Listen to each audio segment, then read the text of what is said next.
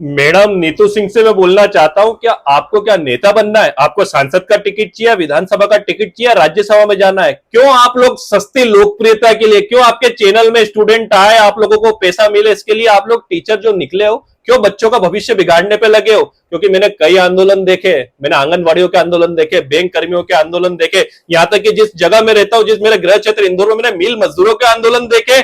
जहां जहां बिना विपक्ष के आंदोलन हुए वो संस्थाएं बंद हो गई।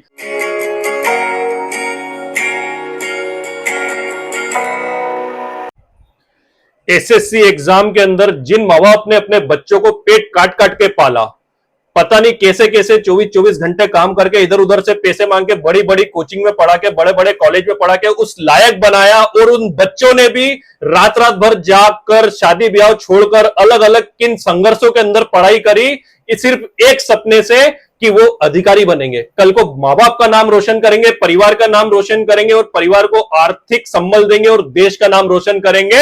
पर ये प्राइवेट कंपनी वाले और निजीकरण वाले क्या आपको ये करने देंगे? इसका सबसे बड़ा उदाहरण पूरी दुनिया ने देखा, एसएससी एग्जाम घोटाला। हम देखते हैं कि एसएससी जैसे महत्वपूर्ण, जहां पर भारत के युवाओं का, और उन युवाओं का, क्रीमी युवाओं का, जो सब कुछ छोड़कर सिर्फ एक सपने के लिए अपना पूरा जीवन दे देते, उनको कुछ नहीं देखता किताबों के अलावा। कई सपने उनके हुए होंगे, कई चीजें उनके साथ हुई होगी, भूख प्यास, अच्छा बुरा सब त्याग के उनने 24-24 घंटे पढ़ाई करी है।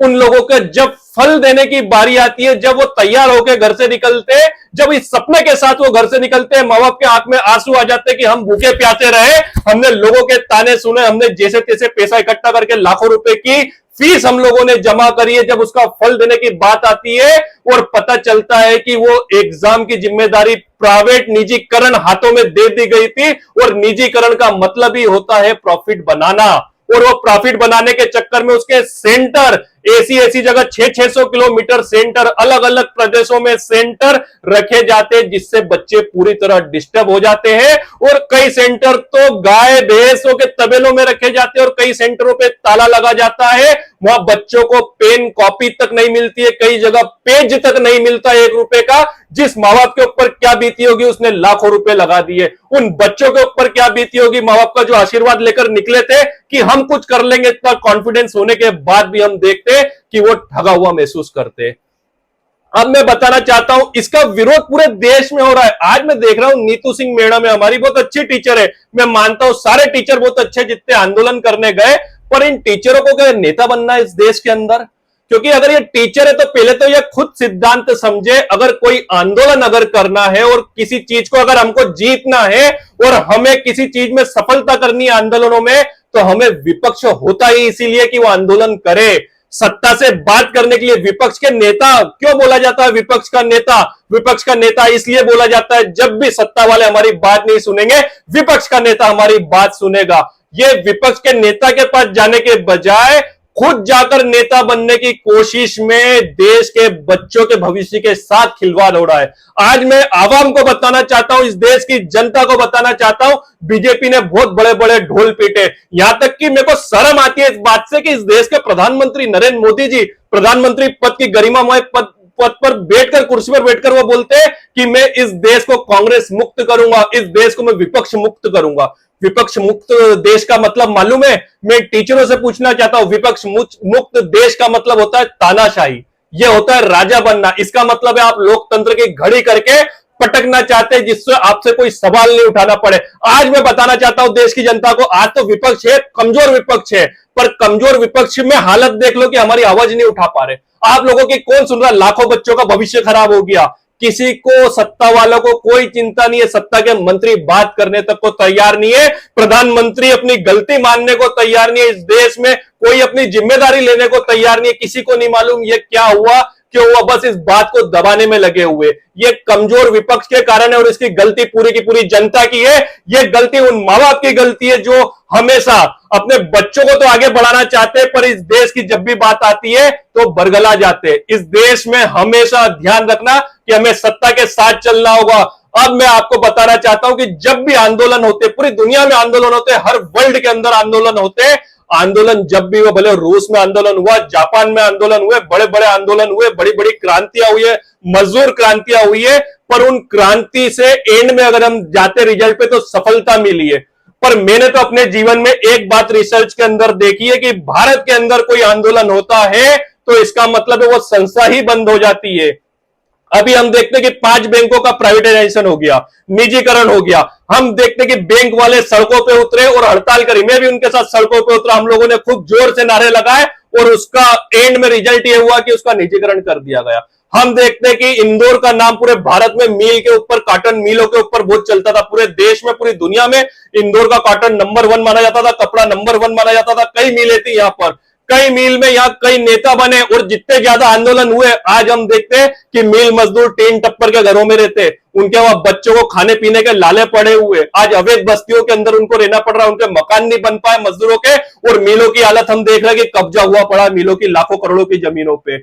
ये अंतर है विदेश में और ये हम में, क्योंकि हम दोनों में सिर्फ एक ही बात का अंतर है, एजुकेशन का, शिक्षा का अंतर है। हम अपने अधिकार नहीं समझ पा रहे, हम कहीं भी मोटिवेट हो जाते हैं, हमको कोई भी मोटिवेट कर देता है। आज मैं इन देश के जो शिक्षकों के साथ लाठीचार्ज हुआ उसकी तो मैं निंदा करता ही हूं, पर इन शिक्षकों से पूछना चाहता हूं कि आप लोग शिक्षा के साथ नेता क्यों बनने जा रहे हैं? कम से कम आप तो एक सही मार्ग पे रहो, आप तो इस देश की पॉलिटिक्स को समझो कि हमें कैसे जंग जीतनी है, हमें कैसे आंदोलन करना है। हर आंदोलन को अगर सफल बनाना हो या हर लड़ाई को सफल बनाना हो, हर युद्ध को सफल बनाना हो, पहले राजा महाराजा डायरेक्ट युद्ध करने नहीं उतर जाते थे, पहले वो सामने वाले की सेना देखते थे, जिस जगह पर युद्ध होगा उस जगह का आकलन करा जाता था, यहां तक कि जलवायु तक देखी जाती थी, यहां तक यह देखा जाता था कि हजारों सैनिक हम लेकर जाएंगे तो उनका खाना पीना कहां बनाएंगे, उनकी व्यवस्था अलग करी जाती थी। ऐसे युद्ध नहीं होते थे कि आज युद्ध की घोषणा हुई और घुस गए और मार दिया, पूरा आकलन करा जाता था, पूरी रिसर्च करी जाती थी। मैं इन शिक्षक से बोलना चाहता हूं, तुमने सत्ता से बात करने के लिए विपक्ष का रास्ता क्यों नहीं चुना? या तुम जब सत्ता चिल्ला रही थी कि विपक्ष मुक्त करेंगे, जब तुम ताली बजा रहे थे उस टाइम तुम लोगों ने यह क्यों नहीं करा कि विपक्ष होना देश में जरूरी है? विपक्ष के फायदे क्यों नहीं बताए? क्योंकि विपक्ष के अगर जब तक लोगों को फायदे नहीं मिलेंगे तब तक तानाशाही होगी, जैसे आज हो रहा है, किसी को उठा के टेंडर दे दिया एसएससी एग्जाम का। और मैं सबको बताना चाहता हूं, ये एग्जाम टेंडर देना ये एक साजिश है। ये साजिश गरीब, वंचित, दलित, शोषित लोगों को रोकने की कोशिश के लिए साजिश करी गई है, क्योंकि किसी न किसी के पेट में तो दर्द हो रहा है कि ठेले चलाने वाले के बेटे आईएएस बन रहे, आईपीएस बन रहे, बड़े बड़े बैंक मैनेजर में बन रहे, मंत्रालय में बैठ रहे, किसी के पेट में तो ये दर्द हो रहा है। इसलिए ये पूरी साजिश है। मैं अपने चैनल के माध्यम से मैं मांग करता हूं कि इसकी सीबीआई जांच होना चाहिए, उच्च स्तरीय जांच होना चाहिए, क्योंकि ये सिंपल सा मामला नहीं है। ये कोई बच्चों की 10th 12th वाली एग्जाम वाला मामला नहीं है, एसएससी का मामला है। यहां से चुन के अगर गरीब वर्ग जाता तो बड़े पदों पर बैठता, कोई मंत्रालय में बैठता, कोई क्या बनता, कोई क्या बनता। ये एक सोची गई समझी गई साजिश है। इस साजिश के अंदर वो लोग इन्वॉल्व है जो निजीकरण को आगे बढ़ाते थे। आज हम लोगों को दुख हो रहा है कि ऐसा हुआ। मैं उन स्टूडेंटों के साथ हूं, मुझे दर्द होता है क्योंकि मैं भी स्टूडेंट हूं और मैं स्टूडेंट रहा हूं, तो मुझे मालूम है कि कैसे तैयारी करी जाती है और कैसे छला जाता है। तो मैं आप लोगों को बताना चाह रहा हूं कि हम लोगों को मिलकर अगर कोई आंदोलन करना है तो उसकी पूरी तैयारी करना होगी। आज आंगनवाड़ी कार्यकर्ता, आशा कार्यकर्ता, उषा कार्यकर्ता, बैंक वाले, प्राइवेटाइजेशन वाले, जो आउटसोर्सर्स पे लगे, वो सब लोग अलग अलग आंदोलन कर रहे हैं। हम हमारे वीडियो में कई बार बोले, हमारी शक्तियों को हमको एक करना होगा।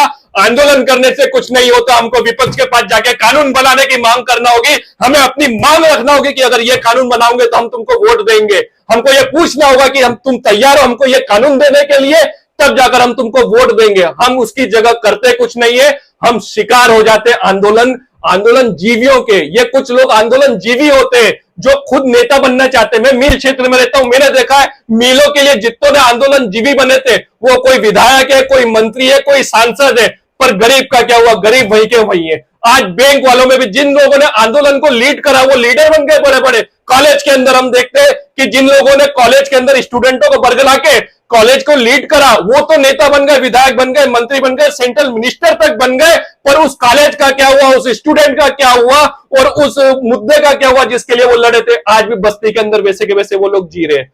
तो हमें इस बात को समझना होगा और हमें विपक्ष का पूरा साथ देना होगा। तरफ से, विपक्ष की तरफ से मैं बताना चाहता हूं कि हम लोग पूरी तरह साथ इन स्टूडेंटों के साथ हैं और हम जो भी संवैधानिक लड़ाई होगी हम उसको सड़क पे भी लड़ेंगे, हम उसको संविधान के द्वारा संसद तक हम इस लड़ाई को लड़ेंगे।